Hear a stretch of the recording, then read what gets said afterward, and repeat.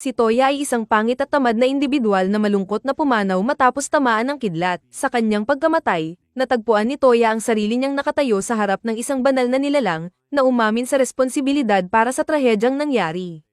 Ipinaliwanag ng Diyos na ang insidente ay naganap sa maling pagtatangka nitong magpasikat sa nakakainis na kaibigang si Zeus, na humantong sa isang di-kontroladong pagtama ng kidlat.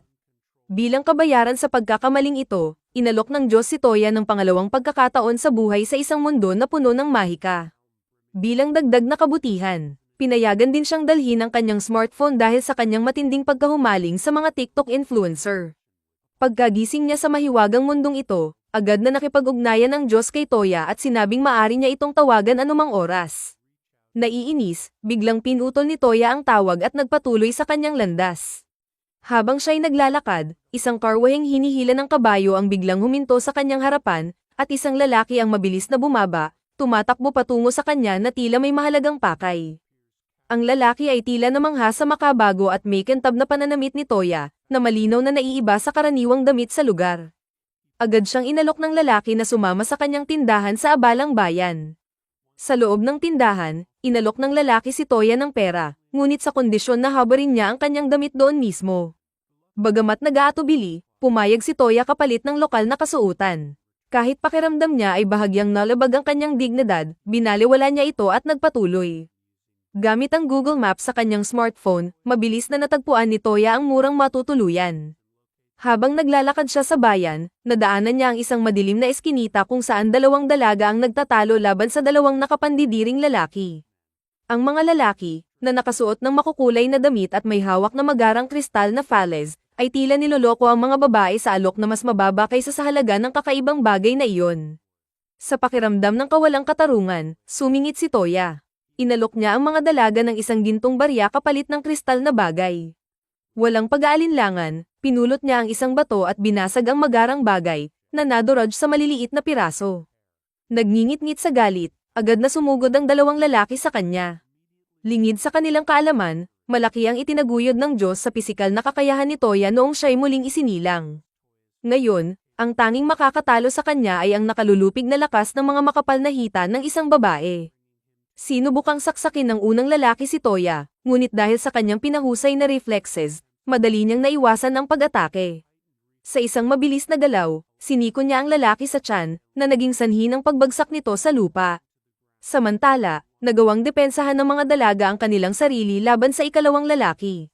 Nang matapos ang kaguluhan, lumapit si Toya sa kambal at iniabot ang isang gintong barya bilang bayad sa nasirang kristal. Nagpakilala ang mga dalaga bilang sina Els at Lins, kambal na nagtatrabaho sa bayan. Sa kanyang pag-uusisa, tinanong ni Toya kung alam nila ang mga magagandang matutuluyan, at mabait naman nilang inalok na ihatid siya sa isang malapit na motel. Pagdating nila, ginamit agad ni Toya ang kanyang karisma sa receptionist, madaling nakuha ang kanyang kwarto habang nagpapalitan ng selos na tingin ng kambal habang nagkakape. Ngumiti si Els at sinabi na maaari nilang puntahan ang Adventurers Guild kinabukasan. Ang grupo ay naghanda na para sa isang tahimik na gabi ng pagpapahinga. Kinabukasan, nagtungo sina Toya at ang kambal sa Adventurers Guild. Dito napagtanto ni Toya na hindi niya mabasa ang alinman sa mga karatula o anunsyo. Tila natatawa, tinawag siyang illiterate bastard ni Lins. Samantala, nakakuha si Els ng isang quest na pumatay ng mga lobo sa kalapit na kagubatan. Matapos magparehistro, binigyan nila si Toya ng espada bago sila nagtungo sa kagubatan, kung saan agad silang napaligiran ng isang grupo ng mababangis na lobo. Habang sinusugod ng isang lobo si Els, agad itong gumanti gamit ang isang malakas na suntok, na agad nagpatumba sa nilalang.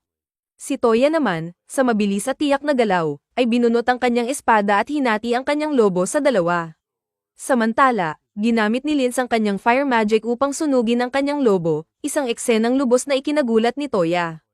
Pagkatapos kunin ang mga sungay ng mga lobo, bumalik sila sa guild upang ibenta ang mga nakalap, na nagdala ng maayos na kita. Habang nagpapahinga at umiinom ng mainit na tsaa, sinamantala ni Toya ang pagkakataon upang tanungin ang mga dalaga kung maaari nila siyang turuan tungkol sa bagong mundong ito, partikular na ang paggamit ng mahika. Lins, na may bahagyang ngiti, ay nagsabi kay Toya na ang isang taong clueless na kagaya niya ay malabong makagamit ng mahika, dahil tanging ang mga may mana lamang ang maaaring gumamit ng spells. Ang iba, aniya, ay kailangang umasa sa mga karaniwang armas sa laban.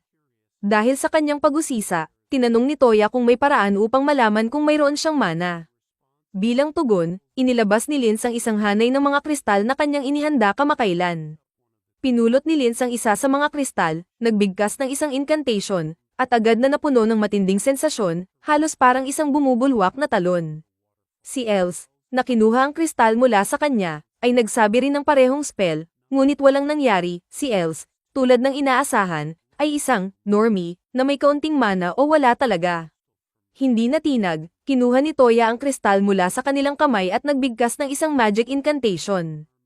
Dahil sa kanyang likas na karisma, dramatikong tumugon ang kristal, naglabas ng tubig na umaagos, na ikinamangha ng mga dalaga. Dahil sa pananabik na subukan pa ang kanyang mga bagong natuklasang kakayahan, inihatid siya ng kambal sa labas upang subukan ng iba pang mga kristal. Isa-isa, sinubukan ni Toya ang bawat kristal, at sa kanyang gulat, natuklasan niya na pinagkalooban siya ng Diyos ng pambihirang kakayahang magamit ang lahat ng 6 na elemento, isang talento na hindi pa kailanman nangyari sa kasaysayan. Pinulot ni Toya ang isang kakaibang kristal na may kulay na hindi niya pa nakikita. Ipinaliwanag ni Linz na ito ay isang null magic crystal na maaaring magamit ng ilang mga bihira, kabilang si Els, na may kakayahang palakasin ang kanyang lakas upang madaig ang kanyang mga kalaban. Naakit, nagpa siya si Toya na subukan ito. Sa labis na pagkagulat ng lahat, nagawa niyang buksan ang isang portal sa hangin, na lumikha ng daanan papunta sa ibang lokasyon, epektibong na-unlock ang kapangyarihan ng mabilis na paglalakbay. Pagkatapos ng mga hindi inaasahang pangyayaring ito, bumalik sila sa loob. Lumapit sa kanila ang landlady, kasama ang kanyang kaibigan na nagmamay-ari rin ng isang kafe. Hiningi nila kay Toya ang isang recipe para sa dessert na makakatulong laban sa init ng panahon. Tinanong ni Toya kung nagbebenta sila ng ice cream, isang ideya na bago sa kanilang lahat. Walang nakarinig nito dati, kaya ginamit ni Toya ang kanyang smartphone upang maghanap ng recipe. Habang gumagawa, pabirong tinawag niyang idiot sandwich, si Els. Nang matapos ang ice cream, nagdulot ito ng kasiyahan sa lahat. Naging sobrang tagumpay ito na lubos na nagpasaya sa grupo, na nagtiyak na hindi na kailangang matulog mag-isa ni Toya ngayong gabi, hindi tulad ng iba. Kinabukasan, nagpa siya ang grupo na maglakad-lakad ng magaan sa lungsod. Habang naglalakad, narinig nila ang isang kaguluhan at napansin ang isang pulutong na nagtitipon malapit. Dahil sa kanilang pag-uusyoso, nagmadali silang pumunta sa pinagmulan ng ingay at natuklasan ang isang samurai na babae na nakasuot ng kulay rosas, nakikipaglaban ng matindi laban sa grupo ng mga maton. Dalawa sa mga lalaking mukhang nakakatakot ang nagtangkang umatake sa kanya, ngunit madali niya silang nalampaso. Gamit ang mga kasanayang nahasa sa panunood ng pinakabagong season ng Baki, bago pa siya makahinga, isang maton ng palihim na lumapit sa kanyang likuran, may hawak na espada at tangkang umatake. Sa isang mabilis na galaw, ginamit ni Toya ang magic ng lupa upang magtapon ng buhangin sa mga mata ng maton, pansamantalang binulag ito, bago magbigay ng isang malakas na dropkick sa mukha nito. Si Els, na mabilis umaksyon, ay sumali sa labanan at agad na napigilan ang natitirang mga maton. Na napilitang tumakas papunta sa isang malapit na eskinita. Nagpasalamat ang samurai na babae kay Toya at Els sa kanilang tulong at ipinakilala ang sarili bilang si Yae. Agad ding naging malinaw na siya'y gutom, na nagdagdag ng kaunting pagmamadali sa kanyang pasasalamat. Dinala ni Toya si Yae at ang iba pa sa isang restoran, kung saan masigla niyang kinain ng iba't ibang pagkaing mabilis lutuin. Sa pagitan ng mga subo, ipinaliwanag niya na siya'y mula sa isang pamilya ng mga mandirigma na nagmula sa kalapit na kaharian at naglalakbay upang matuto ng mga bagong teknik sa martial arts. Habang nag-uusap, ginamit ni Toya ang kanyang di matatawarang karisma upang kumbinsihin si Yae na sumali sa kanyang harem, bagamat hindi malinaw ang dahilan. Pagkatapos ng kanilang pagkain, sumakay ang grupo sa isang karwahe na hila ng kabayo at naglakbay sa kagubatan. Habang nasa biyahe, sinubukan ni Toya na matutunan ang mga bagong anyo ng null magic gamit ang isang aklat na ibinigay ni Linz. Matagumpay niyang natutunan ang isang spell na nagbibigay sa kanya ng kakayahang hilahin ang mga bagay patungo sa kanya. Sinubukan niya ito sa headband na suot ni Yae at tuwang-tuwa nang gumana ito ng maayos. Dahil sa kanyang tagumpay, natutunan din ni Toya ang isang spell upang pahusayin ang kanyang pangamoy. Pagkatapos niyang gamitin ang spell, agad siyang nalango sa amoy ng dugo sa hangin. Walang pag-aalinlangan, nagmadali ang grupo patungo sa pinagmulan ng amoy at natuklasan ng isang grupo ng mga halimaw na butiki na pinalilibutan ang ilang kalalakihan. Agad na nag-cast si Linz ng isang makapangyarihang explosion spell, na tumapos sa maraming halimaw na butiki. Si Els naman, na walang takot, ay sumugod gamit ang kanyang kamao, habang kinuha ni Yae ang kanyang espada at pinatay ang natitirang mga halimaw. Gayunpaman, sa gitna ng kaguluhan, nadapa si Yae, kaya nagkaroon ng pagkakataon ng isa sa mga halimaw na umatake. Mabilis na umaksyon si Toya at nagcast ng spell na nagpadaos-dos sa halimaw sa lupa, binigyan si Yae ng pagkakataong tapusin ito ng walang banta. Akala ng grupo ay tapos na ang laban. Ngunit isang nakatakipang mukha na figura ang lumitaw at nagsimulang mag-summon ng mas marami pang mga nilalang. Habang sumugod sina Els at Yae upang umatake, agad silang napigilan ng dami ng mga halimaw. Napagtanto ang panganib, inutusan ni Lin si Toya na tapusin ang summoner upang matigil ang kaguluhan. Sa isang pilyong ngiti, ginamit ni Toya ang kanyang sleep magic upang paulit-ulit na padapain ang summoner, na labis na napahiya hanggang sa siya ay tuluyang nahuli. Matapos ang laban, lumapit ang mga kalalakihan na kanilang iniligtas kay Toya at nagpasalamat sa kanyang napapanahong tulong. Bago pa man makasagot si Toya, narinig nila ang hysterical na sigaw mula sa isang karwahe malapit sa kanila. Walang pag-aalinlangan, agad silang nagmadali patungo sa pinagmulan ng kaguluhan. Doon nila natagpuan ang isang matandang butler na nakahandusay sa lupa, duguan ang kanyang kasuotan. Isang dalaga ang nakaluhod sa tabi niya, umiiyak ng husto at nagmamakaawang iligtas ni Toya ang matanda. Ipinaliwanag niyang tinamaan ito ng palaso. Ipinaalam ni Lin kay Toya na hindi siya makakapagpagaling gamit ang magic hanggat hindi natatanggal ang palaso mula sa dibdib ng butler. Humanga si Lin sa liksi ni Toya habang maingat niyang inalis ang dulo ng palaso, na nagbigay daan kay Lin na magpagaling, tuluyang naibalik ang kalusugan ng butler. Matapos maayos ang kalagayan ng butler, buong pusong nagpasalamat ang dalaga. Ibinunyag ng butler, habang nagpapagaling pa, na ang dalaga ay isang prinsesa. Sa pagkakahayag nito, ang lahat ng naroroon ay agad na lumuhad bilang tanda ng paggalang. Ngunit si Toya, isang tunay na alpha, ay hindi nagbibigay pansin sa mga panlipunang hirarkiya. Ipinakilala ng prinsesa ang sarili bilang si Sushi at hiniling kay Toya na maging kanyang tagapagbantay, na nag-aalok ng malaking kabayaran para sa kanyang serbisyo habang papunta siya sa Royal Capital. Pumayag si Toya, at nagpatuloy ang grupo patungo sa Royal Capital gamit ang kanilang mga karwahe. Pagdating sa Royal Palace, nabighani sila sa grandiosong tanawin, na malayong lumagpas sa kanilang inaasahan. Bumaba ang ama ni Sushi upang salubungin sila, lumuhad bilang tanda ng labis na pasasalamat, at binigyan ng karangalan si Toya sa pagliligtas nito sa buhay ng kanyang anak. Kinagabihan, nagtipon sila sa paligid ng mesa para sa tsaa, at nagsimulang ibahagi ng ama ni Sushi ang kalungkutan ng kanyang buhay kay Toya. Inamin niyang ang kanyang asawa ay hindi kapana-panabik sa kama. Tinawag itong isang starfish, at isinisiwalat na may mga taong nagbabalak na kidnapin si Sushi para sa ransom. Sa sandaling iyon, sumali si Sushi sa kanila sa mesa at mariing pinagsabihan ng kanyang ama na tigilan ng paninira sa kanyang ina, na tinawag niyang parang si Helen Keller sa kanyang sariling paraan.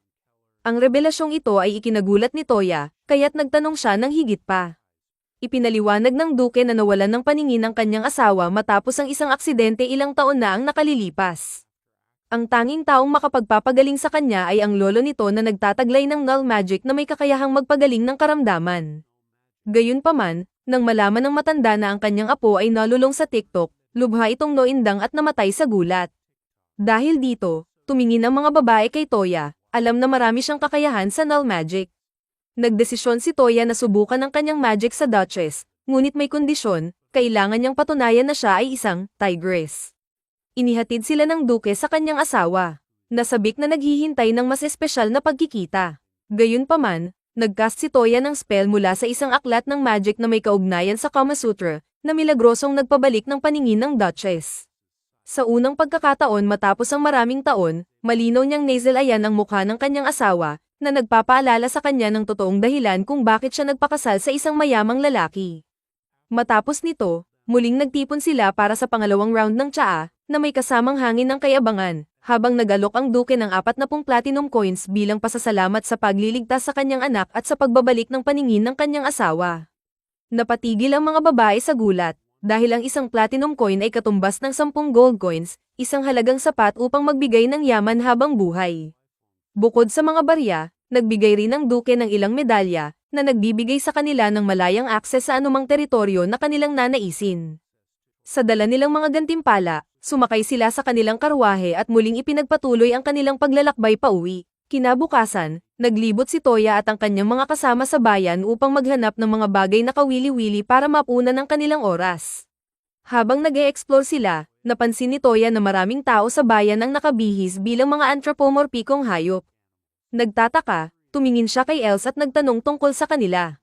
Ipinaliwanag ni Els na sa mundong ito, ang mga ganitong tao, na kadalasang tinatawag na furries, ay itinuturing na kaakit-akit kaysa nakakatakot. Natagpuan ni Toya na kawili-wili ang sitwasyon at nagpatuloy sa pagdalugad hanggang sa mapansin ang isang malungkot na furry na babae sa kalye. Sa kagustuhang palawakin ng kanyang harem, nilapitan niya ito, ngunit agad siyang nagduda at bahagyang umatras.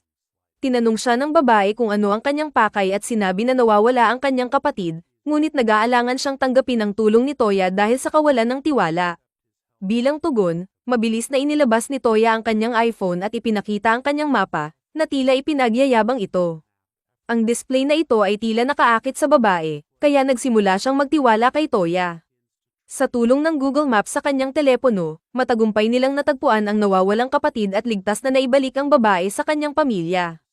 Lubos na nagpasalamat ang kapatid sa tulong ni Toya, at pagkatapos ng palitan, nagpatuloy si Toya at ang kanyang grupo sa pag-explore ng lungsod. Nagmungkahi si Els na mamili sila, at agad na sumang-ayon si Toya, na inutusang maghiwa-hiwalay at magkita na lang muli sa inn. Pagsapit ng gabi, nagbalik ang lahat sa inn, ngunit nawawala pa rin si Toya. Matapos ang ilang sandali, dumating siya ng nagmamadali. Halos hindi siya pansinin ng mga babae dahil sobrang namangha sila sa kanyang napakagandang coat na parang pampasuot ng isang napakalakas na level 80 boss. Kinabukasan, bumaba si Toya para magagahan. Sa kahilingan ng ilang taong walang magawa, nagtayo siya ng crafting table at gumawa ng chessboard para malibang. Habang nagtanong siya sa may-ari ng inn kung interesado itong makipagpalipas ng gabi sa kanya, dumating sina Yae at Els na may dalang mga payong dahil sa ulan. Ipinaalala ni Els kay Toya na kailangan nilang bumisita sa duke ngayong araw at nagdala sila ng mga cake para iregalo. Nakalimutan ni Toya ang kanyang appointment, kaya nagpasalamat siya kay Els at agad na nagtungo sa mansyon ng duke para makipagkita. Nag-enjoy silang lahat sa iba't ibang cake, at inimbitahan ng duke si Toya sa isang laro ng Japanese chess, isang hamong hindi niya matatanggihan. Tumagal ng matagal ang laro, at habang nagsisimula ng mainip ang prinsesa, sinubukan niyang kulitin si Toya sa pamamagitan ng pagtitikling. Maingat na pinatulog ni Toya ang prinsesa bago magpaalam sa duke at bumalik sa inn para makapagpahinga. Kinabukasan, sina Toya, Els, Linz, at Yae ay nagtungo sa Royal Guild, kung saan maraming mga quest ang nakapaskil sa board. Pumili si Toya ng isang quest na may kinalaman sa pagharap sa isang slime, ngunit agad itong tinanggihan ng mga babae. Hindi nagpatalo, pumili siya ng isa pang quest, ang pagharap sa isang headless knight. Pagdating nila sa mga guho, agad nilang napansin ang knight. Sumugod si Yae, at nang umatake ang knight, nagbanggaan ang kanilang mga espada. Walang alinlangan, sumali si Els at nagbigay ng dalawang malalakas na suntok bago sinipa ang knight palayo. Sa kanilang pagkabigla, tumayo ulit ang knight at inihagis ang kanyang ulo kay Yae. Hinarang ito ni Yae gamit ang kanyang espada at ibinalik sa knight, habang si Els ay nagbigay ng isa pang malakas na sipa na nagpatamba rito. Bago pa ito makabangon muli, ginamit ni Linz ang kanyang ice magic para gawing yelo ang knight. At ginamit naman ni Toya ang kanyang light magic upang salakayin ito gamit ang maraming sibat ng liwanag, na tuluyang nagpabagsak dito. Matapos makumpleto ang quest, nagdesisyon silang magpahinga. Habang nagpapahinga, naalala ni Toya ang isang bagay na matagal na niyang gustong gawin. Tumayo siya at ginamit ang kanyang magic upang maghanap ng mga milk sa lugar, ngunit sa kanyang pagkadismaya, wala siyang natagpuan malapit. Pagkatapos, nagdesisyon si Toya na gamitin ang kanyang disco magic upang maghanap ng mga kayamanang malapit. Sa kabutihang palad, natukoy niya ang presensya ng isang sinaunang relikya na nakabaon ng malalim sa mga guho, na labis na ikinatuwa ng iba pang mga babae. Agad silang nagpunta upang hanapin ito. Sa pagdating nila sa pinagmulan ng aura, natuklasan nilang ito ay nakatago sa ilalim ng isang tambak ng mga bato. Gayunpaman, si Linz, na kasalukuyang nasa 30 kill streak, ay nagpakawala ng isang malakas na atake, nawasak ang mga bato at inihayag ang isang malaking tarangkahan. Pumasok sila sa tarangkahan at bumaba sa isang madilim na hagdanan, patungo sa kailaliman ng piitan. Ginamit ni Linz ang kanyang light magic upang liwanagan ang daan, habang sina Els at Yae, na natatakot, ay kumapit kay Toya para sa proteksyon. Matapos ang ilang sandali, narating nila ang isang pader na natatakpan ng mga kakaibang sulat, na hindi mabasa ni Toya dahil sa kanyang pagiging medyo tanga. Humarap siya kay Linz at hiningi ang kanyang tulong upang isalin ang teksto. Sa sorpresa ng lahat, maging si Linz ay hindi kayang basahin ang teksto dahil ito ay nakasulat sa isang sinaunang wika. Hindi nagpatinag si Toya at nagdesisyong gumamit ng kanyang telepono upang maghanap ng impormasyon bago magpatuloy sa loob ng piitan. Habang naglalakbay pa sila, nakakita sila ng isang pader na may naka-embed na Earthstone na kailangang i-activate gamit ang Earth Magic na tanging si Toya lamang ang nagtataglay. Umatras ang lahat habang naghahanda si Toya na ihagis ang kanyang spell. Sa isang malakas na ugong, nagliwanag ang bato at bumukas ang pinto. Pumasok sila sa silid at natagpuan ang isang kakaibang fossil. Nang panasa ni Toya ang alikabok, natuklasan niya ang isang salamin sa ilalim nito, na may pulang core sa gitna. Bigla, ang liwanag sa paligid ay nagsimulang mawala habang ang pulang core ay nagbuga ng matinding liwanag. Nang balutin ng kadiliman ng silid, ang fossil ay nagliyab at nag-transform sa isang insektong nilalang. Isang nakabibinging tunog ang umalingaw-ngaw, na nagpilit sa kanilang takpan ng kanilang mga tainga habang ang piitan ay nagsimulang gumuho sa kanilang paligid. Gumawa si Toya ng wormhole upang makatakas sila, eksaktong oras bago ang insekto ay naging isang halimaw at sumabog. Sa unang tingin, akala nila'y ligtas na sila, ngunit biglang nanginig ang lupa, kasunod ng isang malakas na pagsabog. Lumabas ang insekto at agad na sumugod kay Toya, na bahagya lamang nakaiwas. Mabilis na kumilos si Linz, gumamit ng fire magic upang gumawa ng mga palaso at pinaputok ito sa nilalang. Gayunpaman, sinipsip ng insekto ang enerhiya ng apoy at ginamit ito upang palakasin ang sarili. Si Yae, na nadismaya sa kakaibang laki ng insekto, ay umatake gamit ang kanyang espada, ngunit maliit lamang ang naging epekto nito sa matigas nitong balat, at siya ay itinapon pabalik. Si Els, na determinadong patunayan ang kanyang lakas, ay sumugod upang harapin ang insekto ngunit tinangay rin matapos mag-transform ang nilalang sa isang anyo na parang helikopter.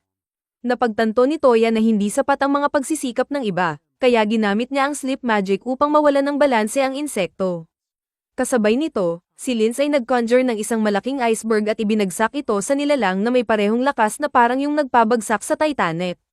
Sa wakas, sumugod muli si Els para maghiganti at nagbigay ng malakas na sipa sa yelo, na nagpabagsak sa mga paa ng insekto. Nagsimula na silang magdiwang ng tagumpay, ngunit biglang sumigaw ang insekto ng, "Psych, bruha," at inextend ang isa nitong paa, na tumusok sa balikat ni Els. Sinubukan nitong umatake muli, ngunit nakaiwas si Els. Tumakbo at nagtago sa likod ng isang bato. Mabilis siyang sinundan ni Toya, gamit ang kanyang healing magic upang gamutin ang kanyang sugat, habang si Yae ay muling sumubok na salakayin ang nilalang, ngunit hindi pa rin naging matagumpay. Sa hindi matitinag na determinasyon, muling tinawag ni Linz ang kanyang Titanic iceberg at inihagis ito sa halimaw. Sa kanilang pagkadismaya, ang nilalang, na tila isang ganap na halimaw sa lakas, ay muling bumangon. Gayunpaman, naalala ni Toya ang kanyang posisyon bilang bida at inactivate ang kanyang makapangyarihang pull-out magic upang makuha ang core ng insekto. Ginawa niya ang isang alley-oop, inihagis ang core kay Els, na buong sigasig itong dinurog gamit ang lahat ng kanyang lakas. Agad na tumigil ang galaw ng nilalang at naglaho ito sa quantum realm, tuluyang naglaho.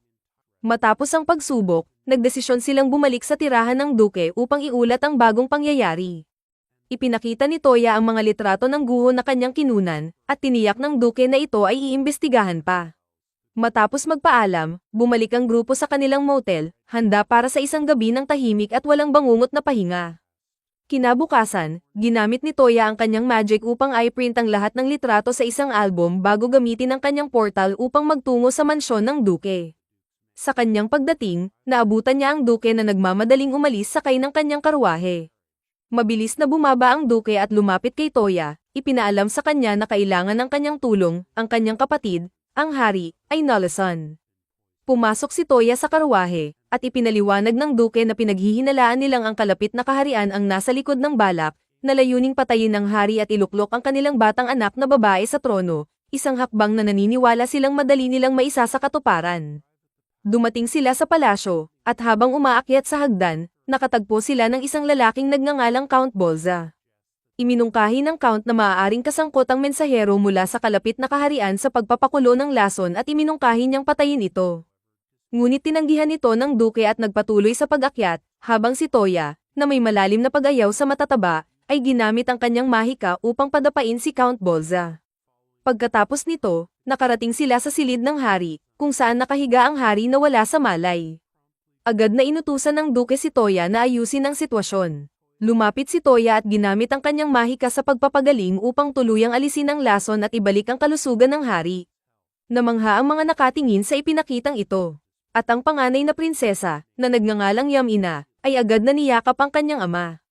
Nagpasalamat ang royal family, habang ang royal mage na may berdeng buhok, na malinaw na may pagkagusto kay Toya, ay lumapit at nagpakita ng kagustuhang matutunan ang lahat ng tungkol sa mahika na ginagamit ni Toya. Lumino na ang lahat ng kababaihan sa silid ay agad na naakit kay Toya. Ngunit mabilis na binago ng hari ang usapan at tinanong ang general tungkol sa pagkakakilanlan ng naglagay ng lason. Iniharap ang salarin, at natuklasang siya ay ang kapatid ng batang babae na tinulungan ni Toya dati. Kilala ni Toya siya, at tiniyak sa hari na hindi siya naniniwala na siya ang may kasalanan sa pagpapakulo ng lason. Inakay siya ng general patungo sa silid ng hari at inalok ng inumin. Ngunit hindi interesado si Toya sa pagpapakasaya, kaya tinanggihan ito at ginamit ang kanyang mahika upang hanapin ang pinagmulan ng lason. Mabilis niyang natukoy ang pinagmulan at humiling na ipatawag ang lahat sa silid. Kasama na si Count Bolza.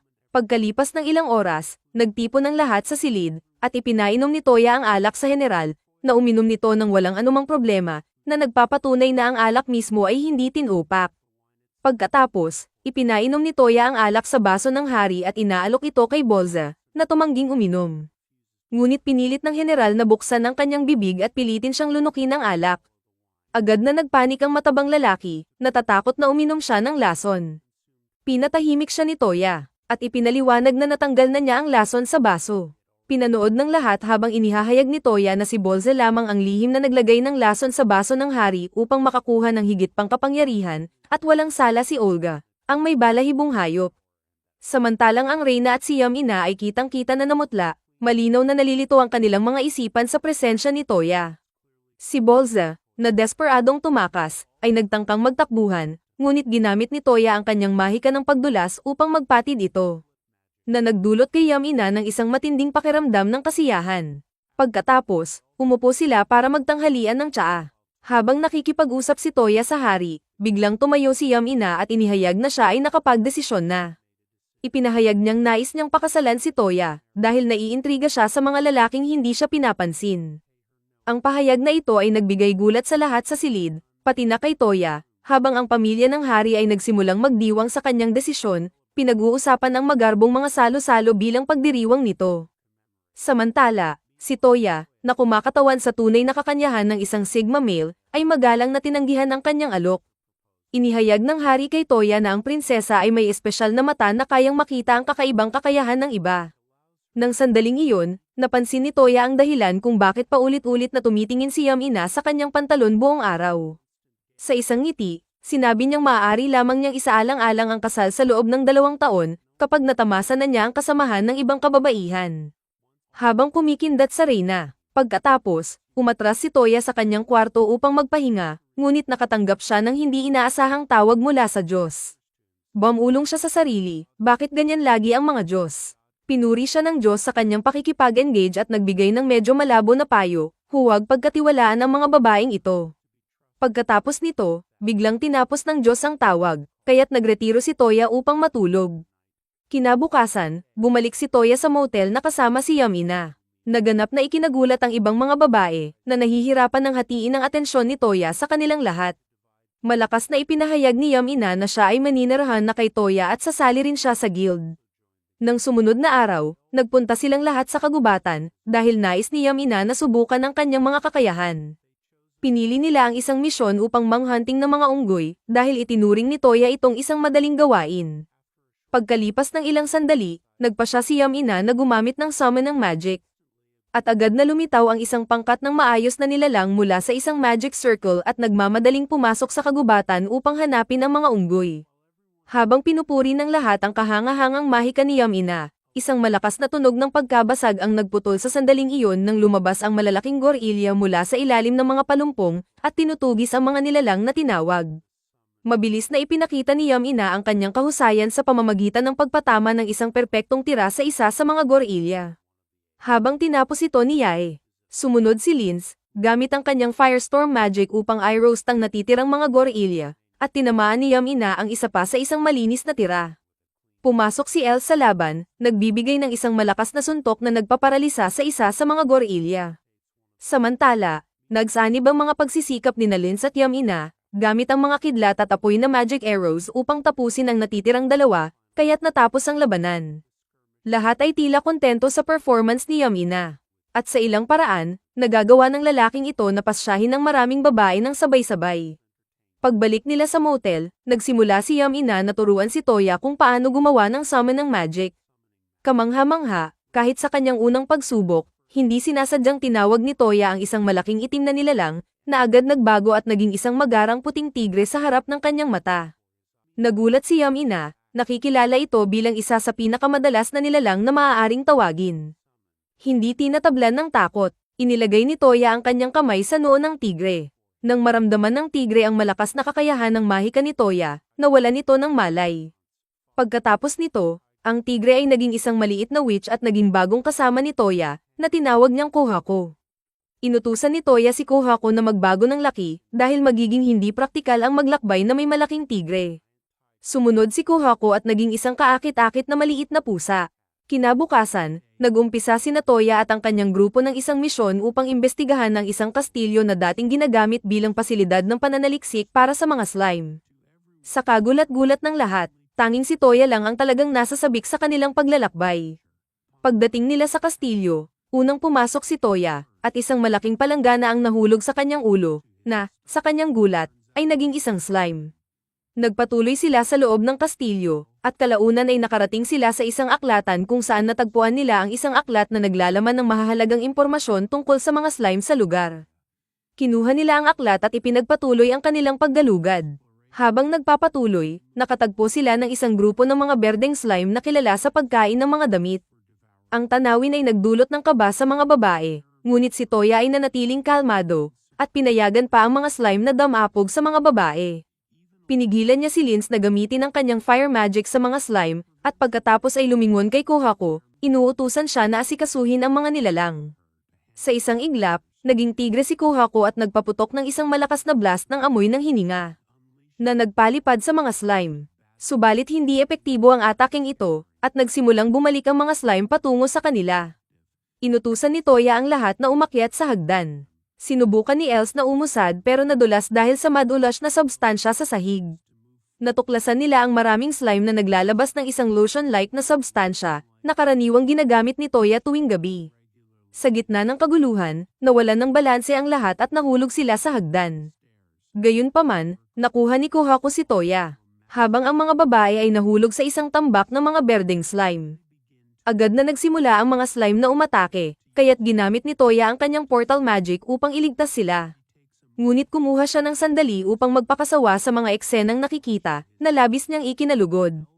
Si Els, na galit sa kanyang ugali, ay nagbigay ng mabilis na suntok sa kanyang bayag, tinitiyak na hindi na siya magpapadala sa mga ganitong distractions.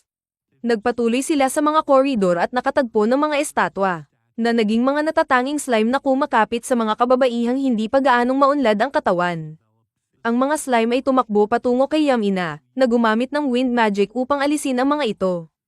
Pagkatapos nito, nagsagawa ang mga babae ng isang botohan at nagkasundo na sunugin ang buong kastilyo. Itinuturing nila itong lugar ng mga mag-isa at mga degeradong hindi pa nakakaranas ng kababaihan. Kinabukasan, dinala ni Toya si Kohako sa lungsod para mag-explore. Habang naglalakad sila, napansin nila si Yae na kausap ang isang batang babae. Nilapitan ni Toya sila, at ipinaliwanag ni Yae na nawawala ang batang babae. Sinubukan ni Toya na gamitin ang kanyang search ability upang hanapin ang pamilya ng bata, ngunit nabigo. Hindi tinatablan ng pagka-frustrate, inilabas niya ang kanyang iPhone at ginamit ang Google Maps upang hanapin ang mga kamag-anak nito. Pagkatapos ng isang mabilis na paghahanap, nahanap nila ang ina ng bata, isang kahanga-hangang elf, na nakikipag-usap sa isang pulis. Ibinalik nila ang batang babae sa kanyang ina, at si Yae, nakitang-kita ang paghanga sa kakayahan ng iPhone, ay humiling kay Toya ng tulong upang hanapin ang kanyang stepbrother. Pumunta sila sa isang kalapit na restaurant, kung saan ibinahagi ni Yae na laging mabait ang kanyang stepbrother at tinulungan siya mula sa maraming sitwasyon, kahit na nang siya ay maipit sa washing machine. Tiniyak ni Toya na hahanapin niya ito bago sila bumalik sa motel. Pagkalipas ng ilang oras, pumasok si Lin sa kwarto ni Toya at humingi ng tulong. dahil nakatagpo siya ng isang sinaunang magical scroll na hindi niya matutunan. Agad na ginamit ni Toya ang kanyang katalinuhan at gumawa ng isang pares ng magical glasses na kayang basahin ng anumang wika, kaya't naiintindihan ni Linz ang nilalaman ng scroll. Ibinunyag ni Linz na naglalaman ito ng mga tagubilin para sa isang ofensibong magic spell at humiling ng tulong kay Toya upang matutunan ito. Sama-sama nilang tinungo ang labas, kung saan paulit-ulit na nagsanay si Linz ng water magic attack hanggang maubos ang kanyang mana at nahulog sa mga braso ni Toya. Dinala siya ni Toya pabalik at inilagay sa kama, ngunit kinabukasan, natagpuan siya ni Toya sa kagubatan, nagsasanay muli ng masigasig. Walang pag-aalinlangan, hinawakan ni Toya ang kanyang braso at ipinasok ang kanyang magical energy sa katawan ni Linz, hindi alintana ang anumang mga protection.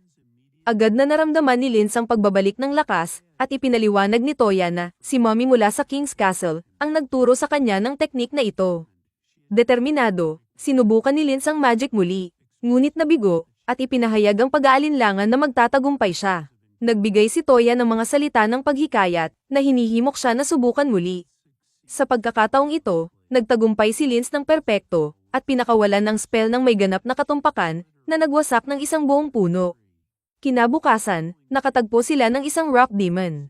Ginamit ni Linz ang kanyang bagong natutunang magic upang pahinain ito, habang si Els naman ay gumamit ng kanyang punching gloves upang tapusin ito. Na nagresulta sa pagkabasag ng kanyang mga guwantes.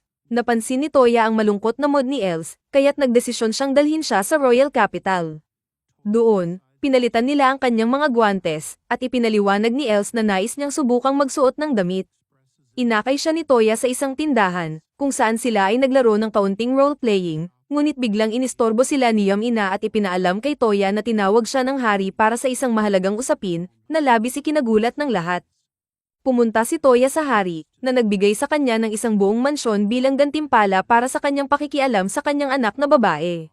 Bumalik siya sa mansyon kasama ang kanyang harem ng mga babae, at pinagmamasdan nila ang kamanghamanghang paligid. Matapos nilang tuklasin ang loob, iminungkahi ni Toya na dapat din lumipat ang iba pang mga babae, na ikinagulat nila, dahil ang mansyon ay para lamang sa kanya at kay Yam-ina. Gayunpaman, si Toya, sa kanyang hindi matitinag na kumpiyansa, ay nagsabi na nais niyang makuha ang lahat ng mga babae para sa sarili, na nag-iiwan ng kaunti para sa iba. Umupo siya sa labas, naglalaro ng hindi tinukoy, nang tawagin siya ni Yam-ina upang makipagkita sa mga manggagawa doon, kasama ang ilang hindi mahalagang karakter, si Ren, ang butler, at dalawang sobrang hot na maid na may magandang plot development. Ipinagbigay alam ni Ren na dumating na ang duke at si Sushi upang makipagkita sa kanya, kaya't pumunta sila ni Yam-ina sa labas upang makipagkita sa kanila habang nagkakape.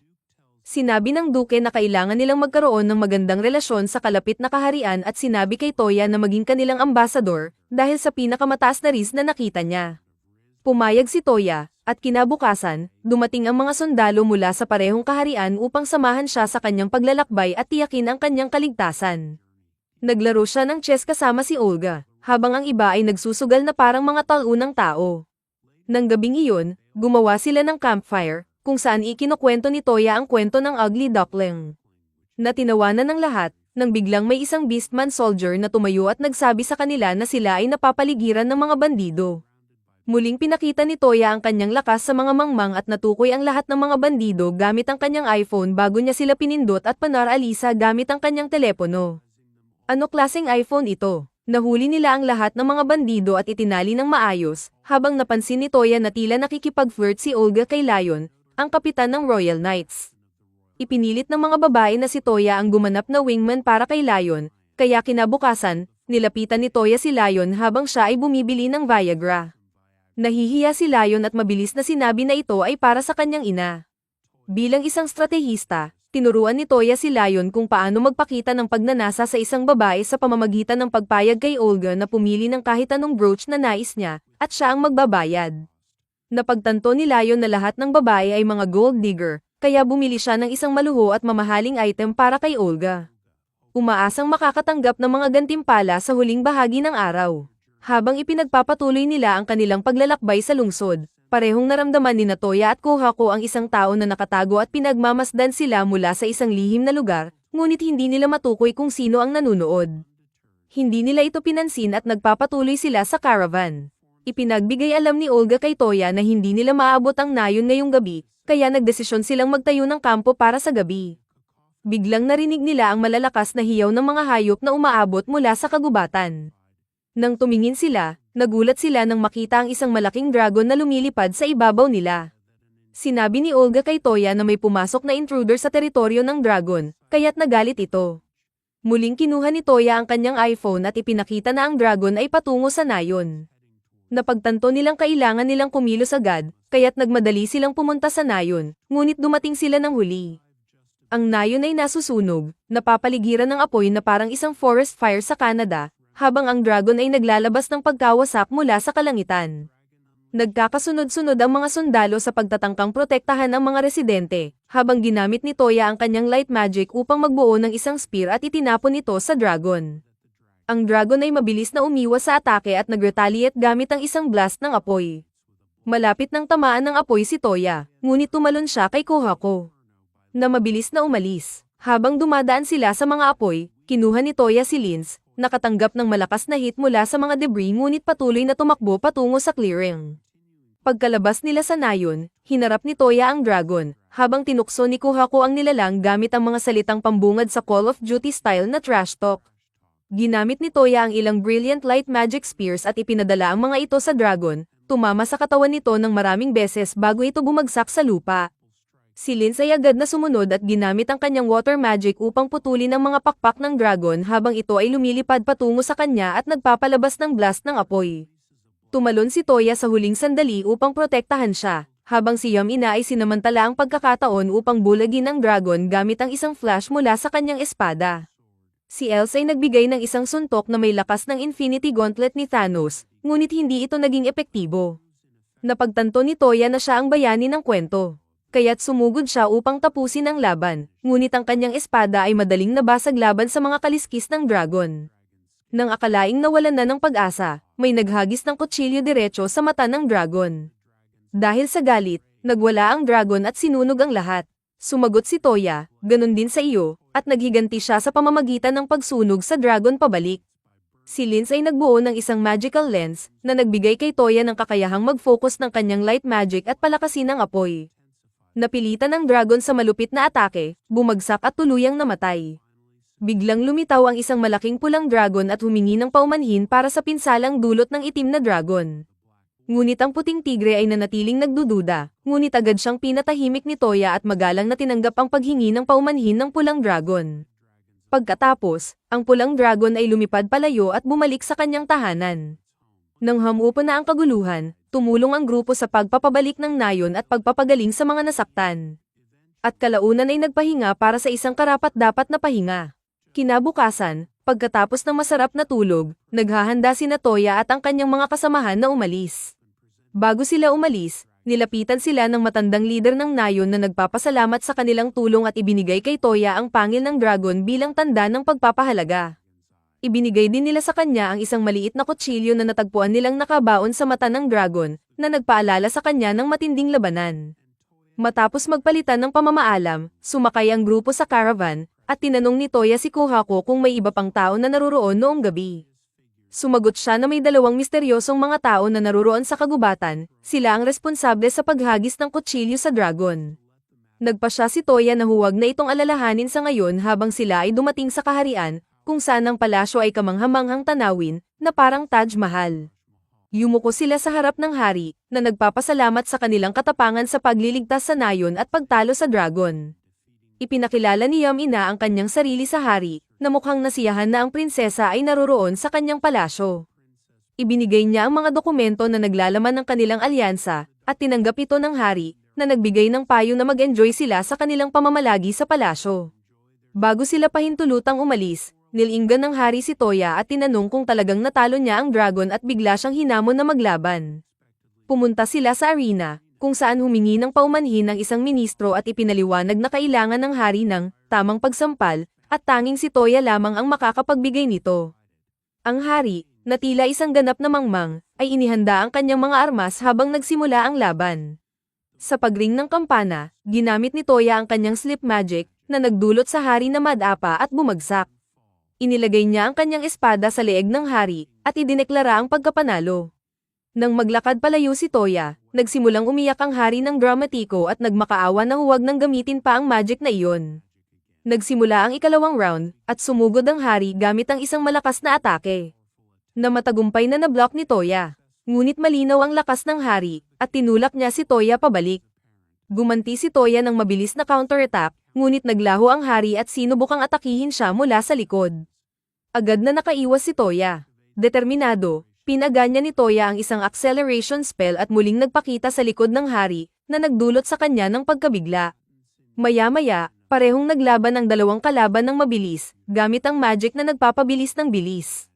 Bagaman may kalamangan ng hari sa pisikal na lakas, naglaho ulit si Toya. Nang magtagpo muli sila, mabilis na naiguhit ni Toya ang kanyang espada bago ang hari, at sa huli ay nakuha niya ang tagumpay sa round. Kinagabihan, isang engranding pagdiriwang ang isinagawa, at dumating ang lahat ng nakasuot ng tradisyonal na kasuotan. Lahat ng mga babae sa harem ni Toya ay nagsuot ng magagandang kasuotang Indian, na nagpasik kay Toya. Agad niyang kinuha ang kanilang litrato gamit ang kanyang telepono. Ang hari, nasabik na sumali, ay humiling kay Toya na iprinta ang litrato at ibigay ito sa kanya upang magamit bilang aliw sa kanyang kalungkutan sa gabi. Nais ni Toya ng sandaling pahinga, kaya tumatras siya sa isang tahimik na sulok, kinuha ang kanyang telepono at nagpalabas ng mga iniisip na pressure. Habang siya ay nagpapahinga, biglang lumakad ang isang teddy bear na dumaan at itinuro na sundan siya. Nagtataka, pumasok si Toya sa isang kwarto na puno ng iba't ibang muebles. Ang teddy bear ay umakyat sa kandanggan ng isang batang babae na nakaupo sa isang upuan. Si Toya, na nakakaramdam ng hindi pagkakakomportable sa sitwasyon, ay nag-iisip tungkol sa nakakabahalang kalikasan nito nang magsalita ang batang babae. Binanggit niya na narinig niya ang mga kamakailang gawain ni Toya. Nagpasalamat si Toya at tinanong tungkol sa kakaibang teddy bear, na siya namang sumagot na siya ay may natatanging null magic, na nagpapahintulot sa kanya na buhayin ang mga hindi buhay na bagay. Upang ipakita, ginamit niya ang kanyang magic sa isang upuan na naging animated. Nagtaka, sinubukan ni Toya ang parehong spell sa isang upuan, at nang umupo siya rito, nagsimula itong gumalaw. Nagulat ang batang babae, at kitang-kita ang kanyang kasiyahan, na lalong nagpadagdag sa hindi komportableng pakiramdam ni Toya. Pagod mula sa mga nangyari sa araw na iyon, mabilis na tumakas si Toya mula sa kwarto at isinara ang sarili sa kanyang sariling kwarto upang maghanap ng kaunting katahimikan. Kinabukasan, pababa si Toya at nakasalubong sina Linz at Yamina, na masayang naglalakad. Naalala niya ang pangil ng dragon na hawak niya, kaya't dinala niya sila sa mga hardin at humiling kay Linz na gamitin ang kanyang magic upang putulin ang mga buto. Nang maputol ang mga buto, ginamit niya ang sarili niyang magic upang gawing baril at bala ito, tularan ng isang tunay na Amerikano. Ipinaliwanag niya ang bagong nakuha niyang magic upang automatikong mag-reload ng mekanismo ng baril, na nagpapaputok ng ilang bala sa isang inosenteng puno. Kitang-kita ang pagka-interes ng mga babae sa nakita nilang baril, at lalong tumindi ang kanilang mga ekspresyon. Matapos nito, sabik nilang hiniling kay Toya na gumawa ng katulad ng mga armas para sa kanila. Ipinakita ni Toya ang kanyang pagiging responsable, at gumawa siya ng mga baril para sa kanila upang mag-enjoy. Gumamit pa siya ng higit pang magic upang gawing espada ang kanyang baril sa tuwing nais niya. Nasiyahan sa resulta, nagpasya siyang tapusin na ang eksperimento at nagtungo sa bayan kasama ang mga babae para magtanghalian. Pagbalik nila ng gabi, naramdaman ni Toya na may nagmamasid sa kanila. Inutusan niya si Kuhako na protektahan ng mga babae at gamit ang kanyang speed magic. Mabilis siyang pumunta sa likod ng mga nagmamasid. Tumugon ang mga tauhan sa pamamagitan ng pagpapalabas ng flashbang bago tumakas. Madaling nahuli ni Toya ang kanilang mga galaw gamit ang advanced na iPhone, kaya't mabilis siyang nakasunod sa kanila. Binaril niya sila ng rubber bullets, na nagpalupig sa kanila, at pagkatapos ay tinali sila at tinangkang alisin ang kanilang mga maskara. Sa kanyang pagkabigla, natuklasan niyang nakakapit siya sa isang hindi inaasahang bahagi ng kanilang katawan. Nang matanggal ang mga maskara, natuklasan ni Toya ang dalawang sobrang gwapang mga maid sa ilalim. Nagsorry sila sa pagsunod sa kanya, at ipinaliwanag na inutusan sila ng hari na sundan si Yamina. Nang marinig ito, pinakawalan ni Toya ang mga ito at bumalik sila sa palasyo. Kinabukasan, ginamit ni Toya ang kanyang portal magic upang magtatag ng koneksyon sa pagitan ng dalawang kaharian. Dumating ang hari upang makipagkita sa Beast King mula sa Royal Capital, pinagtibay ang kanilang alyansa. Bumalik si Toya at ang kanyang grupo sa pamamagitan ng portal patungo sa kanyang mansyon, kung saan siya bumagsak sa kama at pumasok sa isang maikling coma. Kinabukasan, nagpasya si Toya na magpalipas ng oras sa paggawa ng mga bisikleta. Habang natatapos niya, dumating ang duke at ipinakita ang matinding interes. Pinayagan ni Toya siya na sumubok magbisikleta, ngunit mabilis siyang nahulog. Hindi tinatablan, gumawa si Toya ng karagdagang mga bisikleta para sa mga babae, na sabik na nagtangkang matutunan kung paano sumakay upang mapabilib siya. Nagsimula ang isang kompetisyon para sa pansin ni Toya, at sa huli, ang duke ang nagwagi. Matapos mapagod ang mga babae, hiling ng duke na gumawa si Toya ng mas maliit na bisikleta para kay Sushi. Sumang-ayon si Toya sa kahilingan ng duke at nagtungo sa bayan upang mangalap ng mga kinakailangang materyales. Habang naglalakad siya sa isang eskinita, nakarinig siya ng kaguluhan. Sinundan niya ang tunog at natuklasan ang dalawang lalaking may mga kutsilyo na nanghahara sa isang batang babae na nakasuot ng punit-punit na damit. Inutusan ni Toya ang mga ito na umalis, ngunit nang hindi sila tumigil, mabilis niyang binaril ang dalawa na may layuning, gawing maganda muli ang Amerika. Inutusan niya ang batang babae na kalimutan ang nakita, ngunit patuloy siya nitong sinundan. Dahil sa nakitang kalungkutan ng batang babae, bumili si Toya ng pagkain para sa kanya, at nag-usap sila. Ibinahagi ng batang babae na siya ay walang tirahan, pumanaw na ang kanyang ina, at ang kanyang ama ay umalis taon na ang nakalipas upang bumili ng gatas at hindi na bumalik. Nakiramay si Toya sa kanya at dinala siya pabalik sa kanyang mansyon at inalok siya ng posisyon bilang isa sa kanyang mga maid, ipinagkatiwala siya kay Ren, ang magulo at mabait na butler. Kinabukasan, naglakbay si Toya patungo sa Beast Kingdom sa kahilingan ni Sushi. Kasama si Yamina. Pagdating nila, nakatagpo sila ng kapatid ni Olga, si Arma, na tila natuwa nang makita sila. Bigla nilang nakita si Olga at Lion na naglalakad sa kalye. Sa hindi malamang dahilan, nagdesisyon silang sundan sila. Nang pumasok sila Olga at Lion sa isang cafe upang kumain, ginamit ni Toya ang scan upang obserbahan ang mga nangyayari sa loob.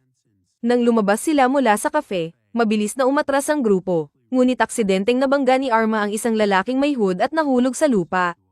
Ang lalaki ay napatunayan na si Beast King, na mahilig maglakad-lakad sa kalye na nakatakip, dahil nagbibigay ito sa kanya ng pakiramdam ng pagiging katulad ni Batman. Habang binabaybay nila ang magkasintahan sa parke, isang grupo ng mga salbaha ang nagsimulang mangharas sa isang nagtitinda at sirain ang kanyang mga paninda.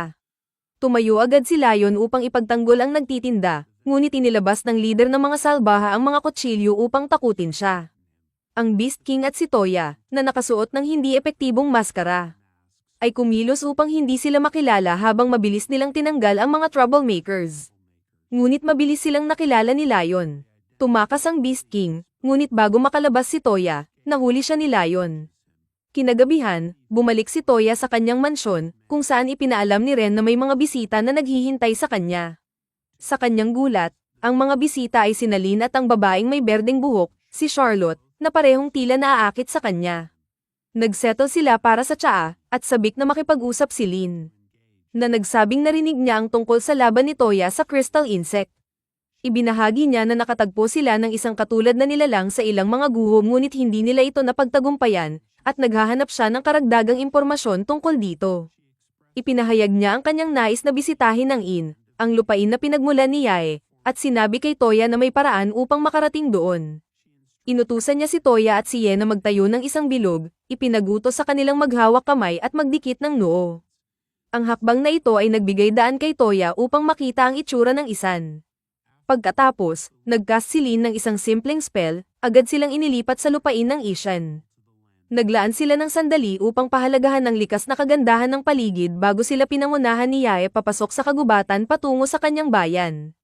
Pagpasok nila, agad silang tinamaan ng kakaibang makalumang Japanese aesthetic ng bayan, na nagpagulat kay Lins, Els, at Yamina, na nagmula sa isang rehiyon na kahawig ng sinaunang Europa.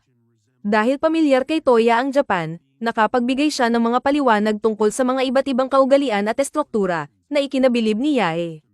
Inanyayahan niya sila sa kanyang bahay upang ipakilala ang kanyang mga magulang. Tinanong ni Yae tungkol sa kanyang ama at kapatid na lalaki, na labis na ikinalungkot ng kanyang ina.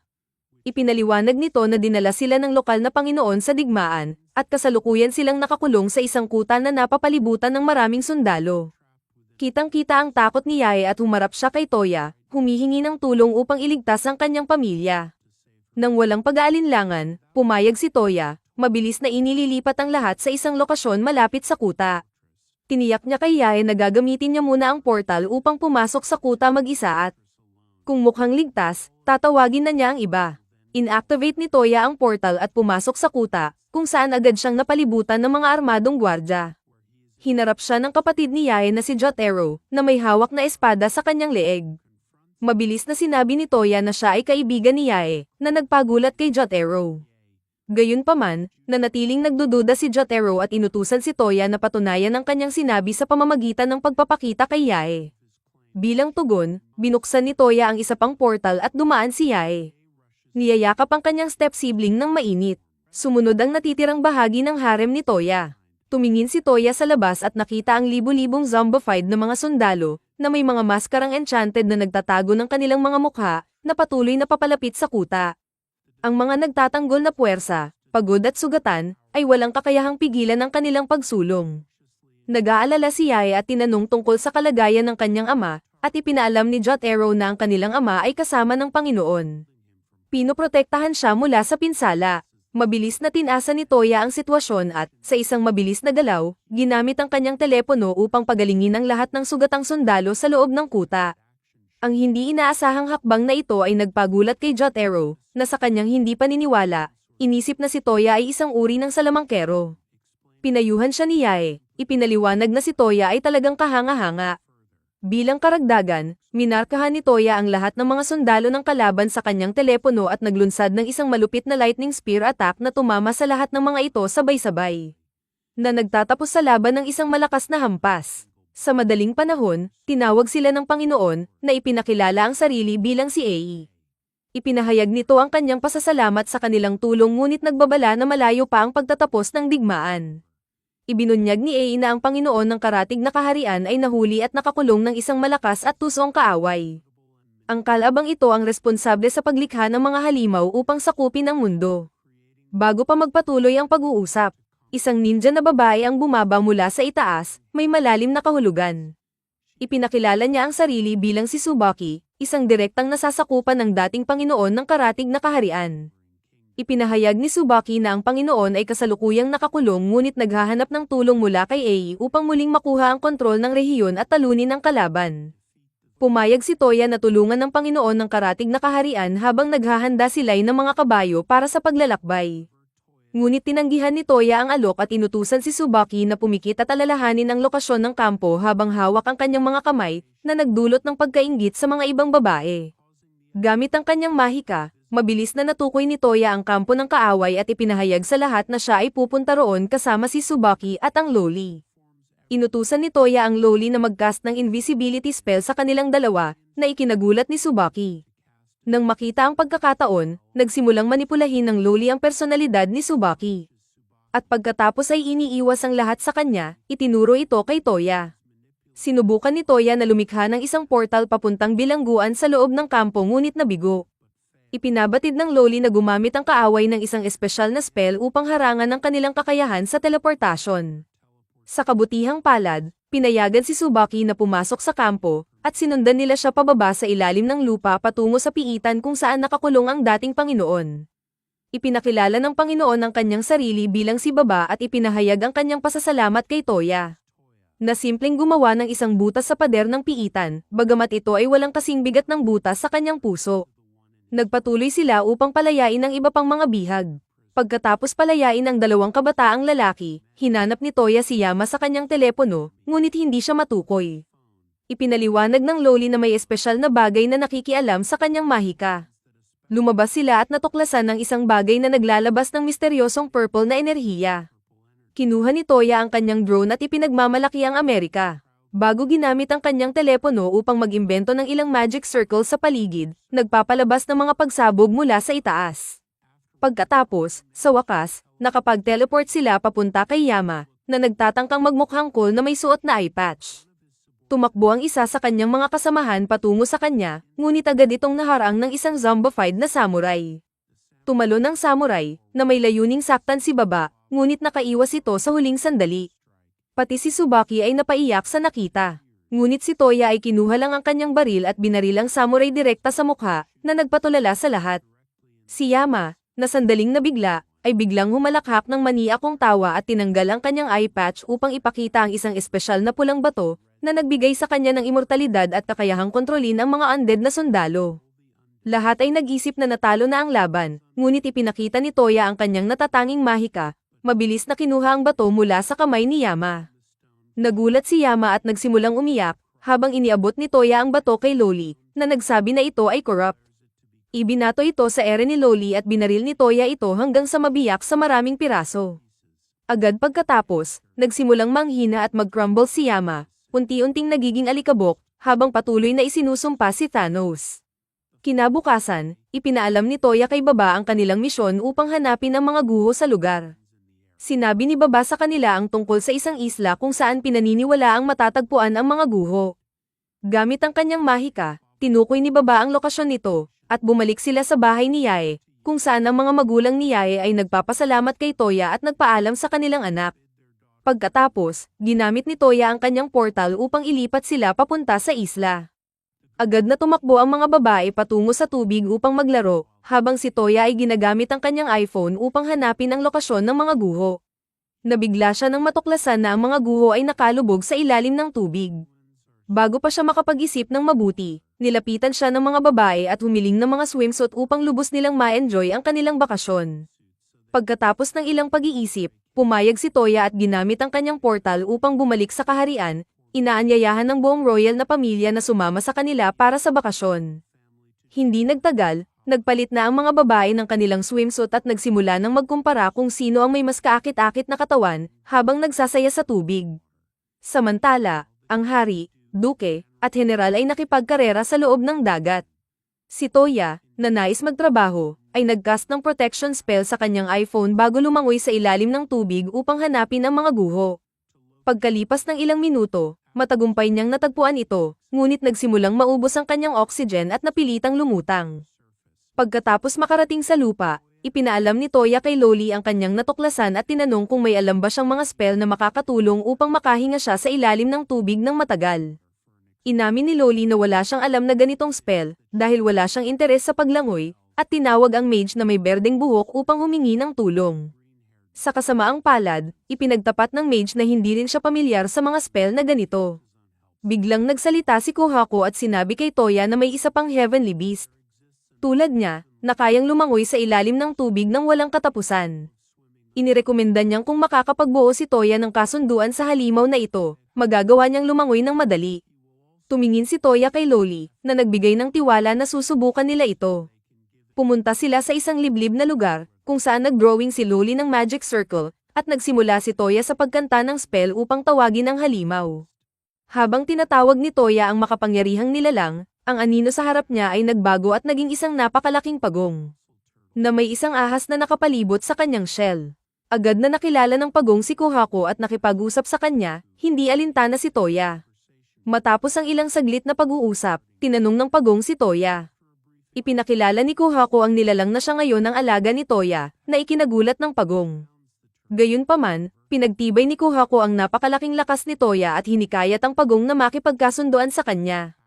Tumingin ang pagong kay Toya at hinamon siya sa isang duwelo, na nagsabing kung makakatayo pa si Toya bago magtakip silim. Sasang-ayon siyang magbuo ng kasunduan. Agad na tinanggap ni Toya ang hamon, at bago pa makagalaw ang pagong, inactivate niya ang kanyang sleep magic na nagdulot sa pagong na tumumble at tumihaya. Walang pag-aalinlangan, naglagay siya ng magical bullet sa kanyang evolver at binaril ang pagong, na nagresulta sa hindi nito kakayahang tumayo muli dahil sa kawalan ng balanse. Pagkalipas ng ilang oras, nagsimulang magmurmur ang pagong, nahihiya, at nakiusap kay Toya na tumigil na, at nagpa siya ng magbuo ng kasunduan bilang pagkilala sa kanyang labis na lakas. Pinangalanan ni Toya ang pagong na Sango at Kokoyo na nag-utos sa kanila na mag-shrink. Sumunod ng maayos si Sango at naging mas maliit na bersyon ng sarili nito na kayang lumutang ng madali sa hangin. Habang lumulubog ang araw, naghanda si Toya na lumangoy patungo sa mga guho upang hanapin ito. Agad na kumapit si Sango sa mga balikat ni Toya, na nagbibigay sa kanya ng kakayahang huminga at gumalaw ng malaya sa ilalim ng tubig. Pagpasok nila sa mga guho, narating ni Toya ang isang silid na pinalamutian ng mga hiyas na nakalagay sa isang bilog. Humakbang siya pasulong at hinaplos ang gitnang hiyas, at agad na ang buong silid ay nagniningning ng maliwanag na liwanag. Nang muling magbukas ang mata ni Toya, natagpuan niyang siya ay nasa isang lugar na hindi pamilyar, na parang isang tahimik na hardin. Bago pa siya makapaghusga ng kanyang paligid, isang dalagang may berdeng buhok ang lumapit sa kanya at ipinakilala ang kanyang sarili bilang si Francesca, ang tagapangalaga ng lugar na ito. Tinanong ni Toya ang kanilang kasalukuyang lokasyon, at ibinunyag ni Francesca na sila ay matatagpuan libu-libong talampakan sa ibabaw ng lupa, lumulutang sa isang walang katapusang kalangitan sa loob ng isang aerial garden na nilikha ng isang siyentipiko na nagngangalang Regina. Ipinaliwanag niya na ang magic circle na naranasan ni Toya sa ilalim ng tubig ay isang teleportation device na nagdala sa kanya sa hardin na ito. Habang sila ay nag-iikot sa lugar, tinanong ni Toya kung bakit hindi nakikita ang hardin mula sa lupa. At sumagot si Francesca na ito ay nananatiling nakatago mula sa paningin, hindi makita ng sino man maliban kung pumasok sila rito. Si Regina, na isang labis na paranoid na tao, ay nagdisenyo ng maraming mga pananggol, kabilang ang paglikha kay Francesca mismo, isang kalahating robot, kalahating tao na magical na nilalang, upang magsilbing tagapagtanggol ng hardin. Tumingin si Francesca kay Toya at ipinaalam sa kanya na itinuturing niyang angkop siya na maging master ng hardin, at tinanong kung tatanggapin niya ito. Lubos na nagulat si Toya sa alok, dahil wala siyang kaalaman sa nangyayari. Ipinaliwanag ni Francesca na tanging isang tao na may kakayahang gumamit ng lahat ng iba't ibang uri ng elemental na mahika ang maaaring ma-teleport sa pamamagitan ng magic circle, isang mekanismo na huling ginamit ng lumikha ng hardin, si Regina, 5,000 taon na ang nakalilipas. Ngayon na nahanap niya ang isang karapat-dapat na kandidato, idineklara niyang magsisilbi siya kay Toya mula sa sandaling ito. Samantala, sa dalampasigan, nagsimula ng mag-alala ang mga babae tungkol sa matagal na pagkawala ni Toya. Ang kanilang mga alalahanin ay agad na nawala nang muling magpakita si Toya sa pamamagitan ng portal, at dinala silang lahat sa lumulutang na hardin. Agad na nakilala ng Loli ang advanced na teknolohiya bilang pag-aari ng isang matagal nang nawawalang sibilisasyon na kilala sa kanilang kahusayan sa teknolohiya. Ipinakilala ni Toya ang lahat kay Francesca, na nagkunwaring nagsasabing si Toya ay magpapakasal sa kanya, na nagdulot ng selos at pagkainis sa mga ibang babae. Gayunpaman, si Yamina ay kumuha ng kontrol sa sitwasyon at dinala ang mga babae sa isang paglalakad, kung saan ipinahayag niya na handa siyang ibahagi si Toya sa kanila at iminungkahi na magpakasal silang lahat sa kanya. Samantala, patuloy na tinatanong ng Loli si Francesca kung may mga magical weapons o mga yaman sa paligid. Tumanggi si Francesca na magbigay ng anumang impormasyon, na nagsabing ang hardin ay bahagi ng isang serye ng mga aerial structures na nilikha ni Regina 5,000 taon na ang nakalilipas, at may siyam pang ibang ganitong mga estruktura, kabilang na ang isang malawak na aklatan. Si Loli, na nasisiyahan sa posibilidad na makakuha ng ganoong kaalaman, ay naging sabik, ngunit inamin ni Francesca na wala siyang ideya kung nasaan ang iba pang mga estruktura sa panahong iyon. Sumali ang iba pang mga babae sa pag-uusap, at iminungkahi ni Linz na gamitin ni Toya ang kanyang smartphone upang maghanap, ngunit walang lumabas na mga lokasyon sa kanyang device. Biglang tumayo si Francesca at, sa paraang kahawig ng isang Indian scam caller, ipinaalam kay Toya na kailangan niyang tapusin ang pagpaparehistro. Gayunpaman, hindi tulad ng isang tipikal na scammer, nagpatuloy siya upang magsagawa ng CPR kay Toya at, pagkatapos ng procedure, idineklara na ang hardin ay ngayon ay pag-aari niya. Tumayo si Linz at sinabi kay Francesca na mali ang kanyang teknik, ipinakita ang tamang paraan ng CPR habang pinapanood sila ng iba. Lahat sila ay bumalik sa kanilang mansyon, kung saan pumasok si Yamina sa kwarto ni Toya at pinilit siyang aminin ang nararamdaman niya para kay Linz, na siya namang nag-atubiling gawin. Kaagad pagkatapos nito, tinawag siya ni Els at Yae sa training grounds. Pareho silang may iniisip at iniutos kay Toya na makipaglaban sa kanila nang hindi gumagamit ng mahika. Matapos mag-atubili, pumayag siya. Nagsimula ang laban, at inilabas ni Toya ang kanyang espada, tinamaan ang atake ni Yae habang muntik nang matamaan ng suntok ni Els. Naghagis si Yae ng kutsilyo sa kanya, na kanyang iniiwasan, at pagkatapos ay bumanat siya pabalik, pinuno ng bala ang katawan ni Yae gamit ang kanyang baril bago umiwas at gumanti kay Els, na tumamba sa lupa.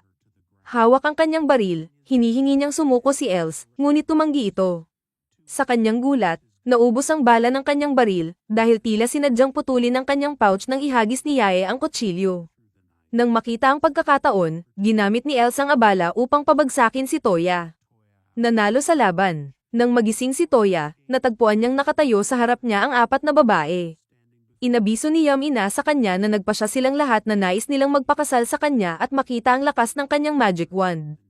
Nahiya si Toya dahil sa maliit na sukat ng kanyang wand at nag-teleport papunta sa hardin, kung saan ibinahagi niya ang kanyang mga alalahanin kay Francesca. Kumuha siya ng tablet at ikinabit ang isang espesyal na cable, na nagpapahintulot kay Toya na makipag-usap kay Regina. Ang lumikha ng hardin. Ipinabatid ni Regina na ang kanilang sibilisasyon ay dating isa sa pinakamaunlad na nakita ng mundo, na may mga kamanghamanghang imbensyon tulad ng Transformers at Jurassic Park. Subalit, isang araw, ang paglabas ng isang app na tinatawag na TikTok ay nagdulot ng pagbagsak ng kanilang lipunan, na nagresulta sa kanilang pagkalipol. Nagbabala siya kay Toya na huwag gamitin ang TikTok at tinanong kung mayroon siyang mga alalahanin. Ibinahagi ni Toya ang kanyang problema tungkol sa sukat ng kanyang wand. Na siyang iminungkahi niyang kumonsulta kay Bathala, isang napakagandang ideya. Agad na nagbukas si Toya ng isang portal upang hanapin ang Diyos, na kasalukuyang nanonood ng Game of Thrones. Pagbati ni Toya, nakinig ang Diyos sa kanyang problema at nagpa siya na ipatawag ang Diyosa ng pag-ibig. Pinayuhan siya ng Diyosa na kailangan lamang niyang dagdagan ang kanyang stamina, at malulutas ang lahat ng kanyang mga alalahanin. Bumalik si Toya sa mansyon, tinipon ang kanyang harem, at ipinaliwanag na hindi niya kayang magpakasal sa kanila sa ngayon. Ipinahayag niya ang kanyang kagustuhang makita ang bawat isa sa kanilang mga kwento na magpatuloy at mag-focus din sa pagpapabuti ng kanyang stamina. Gayunpaman, nangako siya na balang araw, magpapakasal siya sa kanilang lahat.